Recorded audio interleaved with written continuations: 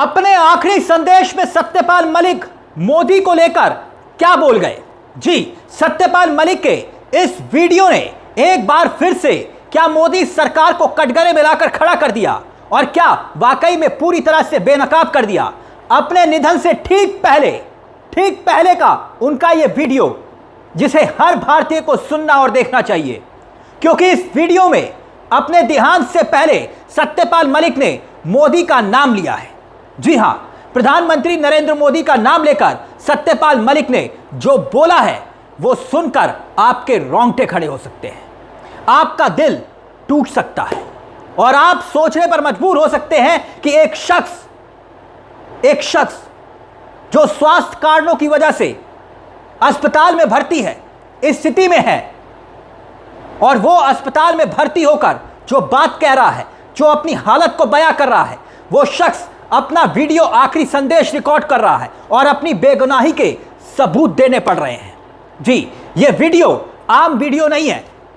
यह इस बात का प्रमाण है कि कैसे अपने निधन से पहले ही सत्यपाल मलिक इस बात को लेकर आहत थे, चिंतित थे कि किस तरीके से उनको बदनाम करने की पूरी तैयारी मोदी सरकार ने कर रखी है। और इसीलिए उन्होंने प्रधानमंत्री नरेंद्र मोदी का जिक्र करते हुए अपना आखिरी वीडियो संदेश रिकॉर्ड करवाया था और वो आखिरी वीडियो संदेश अब सबके सामने आया, तो जिसने भी देखा वो सुनकर दंग रह गया। क्योंकि जैसे ही ये वीडियो सार्वजनिक हुआ तो उसके बाद सवाल खड़े हो रहे हैं कि क्या वाकई में अपने आखिरी दिनों में सत्यपाल मलिक को बहुत परेशान, प्रताड़ित किया गया?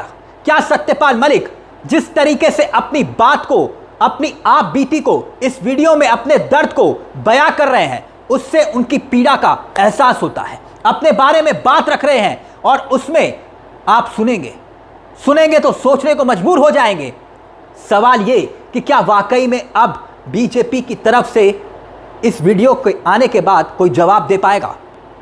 उम्मीद मानिए ना, क्योंकि सत्यपाल मलिक अपने आखिरी वीडियो संदेश में बोल रहे हैं कि मोदी जी मुझे झूठे आरोप में ना फंसाएं। एक मरता हुआ आदमी, जी, अस्पताल में भर्ती, वो दुखी शख्स जो कि पूर्व राज्यपाल रहा, वो ये कह रहा है कि मोदी जी मुझे झूठे आरोपों में ना फंसाएं।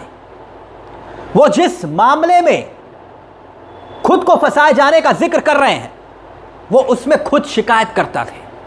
और आगे उन्होंने कहा कि 4-6 जोड़ी कुर्ता पजामा है मेरे पास, 2 घड़ियां हैं, मतलब मेरे पास कुछ भी नहीं है। एक बार जरा गौर से सुनिएगा सत्यपाल मलिक जी का ये आखिरी वीडियो संदेश और जरा उनके हाव भाव को महसूस करिएगा।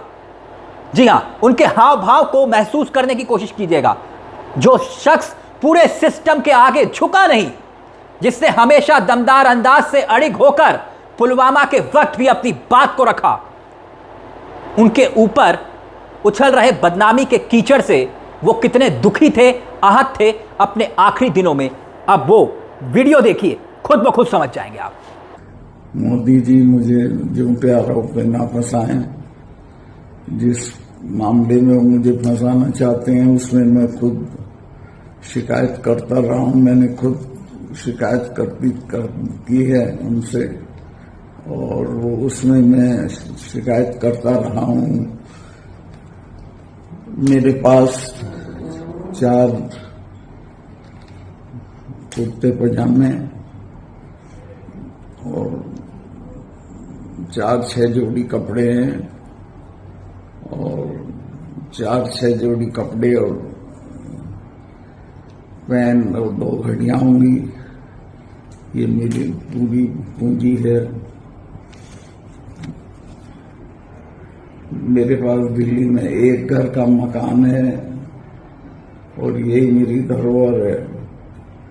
तो इसमें मुझे किस चीज में फंसाना चाहते हैं? जिस बात में वो फंसा रहे हैं उसकी तो शिकायत मैंने उनसे की थी, मोदी जी से, कि फलां जगह ये मामला हुआ है। शिकायतकर्ता को खुद उसी की शिकायत पे फंसाया नहीं जा सकता है। उसकी शिकायत पे उसी में मुकदमा नहीं चला सकते हैं। तो ये बहुत ही अनैतिक है और इसको जरा सारे लोग ध्यान से देखें और इस पर गौर करें। Thank you. तो क्या यह राजनीतिक दुश्मनी की परिकाष्ठा नहीं तो फिर क्या है? इसका एक और उदाहरण अभी हम आपके सामने और भी रखेंगे। आगे देखिएगा आप कि कैसे सत्यपाल मलिक जाते जाते उनके हक, उनके सम्मान को कैसे इस सरकार में ठेस पहुंचाई गई। मगर सबसे बड़ी बात यह कि सत्यपाल मलिक कह रहे हैं कि उनको गलत तरीके से गलत मामले में फंसाया जा रहा था, एक ऐसे मामले में जिसमें वो खुद शिकायत करता है, यानी कि विसल ब्लोअर, जिन्होंने आवाज उठाई, जिसमें उन्होंने शिकायत की, लेकिन शिकायतकर्ता होने के बावजूद भी उनको इस मामले में फंसा दिया गया जिसमें उनका कोई हाथ नहीं है, वो खुद कह रहे हैं। और तो और दोस्तों, बीमारी के ऐसी स्थिति में सत्यपाल मलिक ये बात देश के लोगों को बोल रहे हैं कि उनके पास 4 जोड़ी कुर्ता पजामा है और एक छोटा सा घर है दिल्ली में, यही उनकी जमा पूंजी है। सोचिए, जिसने करोड़ों के घोटाले की, भ्रष्टाचार की शिकायत की, वो कितने कमा सकता था, लेकिन उसने कमाए नहीं, उसने ठोकर मार दी। लेकिन बात राजनीतिक दुश्मनी की थी। सुनिए गौर से एक और वाकया, क्योंकि होता क्या है कि जब सत्यपाल मलिक का निधन होता है पूरा देश शोकगुल था।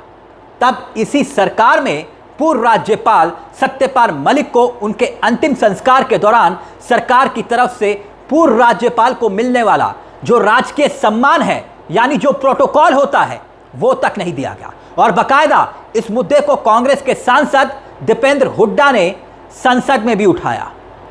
तब उठाया जब संसद में सत्यपाल मलिक को श्रद्धांजलि दी जा रही थी, और तभी उसके बाद दीपेंद्र हुड्डा खड़े होते हैं और कहते हैं कि पूर्व राज्यपाल को जो प्रोटोकॉल दिया जाना चाहिए था, सत्यपाल मलिक को क्यों नहीं दिया गया। और उसके बाद देखिए कि कैसे उनको चुप करा दिया जाता है। यह वीडियो देख लीजिए। पूर्व राज्यपाल का प्रोटोकॉल नहीं मिला था। माननीय सदस्यगण, कल दिनांक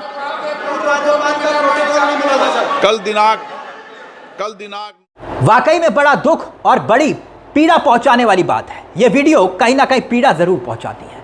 हमारे देश में कोई भी बुजुर्ग सोचकर देखिए कि अगर स्वास्थ्य लाभ ले रहा है और वो इस कदर बीमार है कि वो कभी भी इस दुनिया को छोड़ सकता है और वो अपनी बात रख रहा है, लेकिन अपने अंतिम पलों में भी अगर सत्यपाल मलिक इस बात को लेकर चिंतित थे, परेशान थे कि उन पर कोई केस लगाया गया है, वो केस जिसमें उन्होंने भ्रष्टाचार के खिलाफ खुद आवाज उठाई, वो अपनी बात रख रहे थे।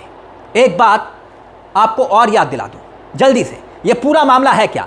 दरअसल जिसका जिक्र सत्यपाल मलिक अपने आखिरी संदेश में कर रहे थे, वो इसी साल 22 मई का मामला है। सत्यपाल मलिक के साथ साथ 5 लोगों के खिलाफ सीबीआई ने जम्मू कश्मीर के कैरू हाइड्रो प्रोजेक्ट को लेकर जो करप्शन की आवाज सत्यपाल मलिक ने उठाई थी, उसी करप्शन के मामले में चार्जशीट दाखिल की सीबीआई ने। मतलब सत्यपाल मलिक पर चार्जशीट दाखिल कर दी गई थी। सीबीआई ने आरोप लगाया था इस पूरे मामले में 2200 करोड़ के करप्शन का। बाकायदा याद कीजिए, इस मामले में फरवरी के महीने में सत्यपाल मलिक के घर पर एक रेड भी पड़ती है, खबर आई थी। यानी अब उन सत्यपाल मलिक के घर पर रेड पड़ी थी तब जब उन्होंने भ्रष्टाचार की शिकायत की, जिन्होंने इस मामले को उजागर किया।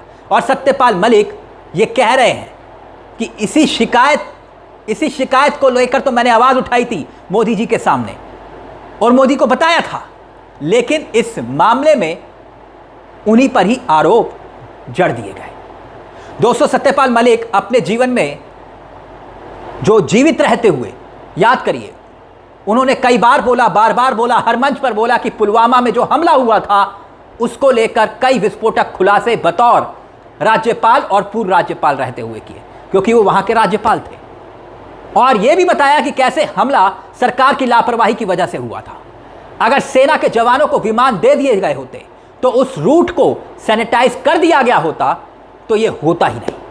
और तो और सत्यपाल मलिक ने इसको लेकर और भी कई बड़े खुलासे किए। मगर अब इस आखिरी वीडियो संदेश में उन्होंने जो पैगाम पूरे देश को दिया है, वो जानते हैं संदेश क्या है? वो संदेश ये है कि हमारे देश में भ्रष्टाचार के खिलाफ आवाज उठाने वालों का ये भी अंजाम होता है।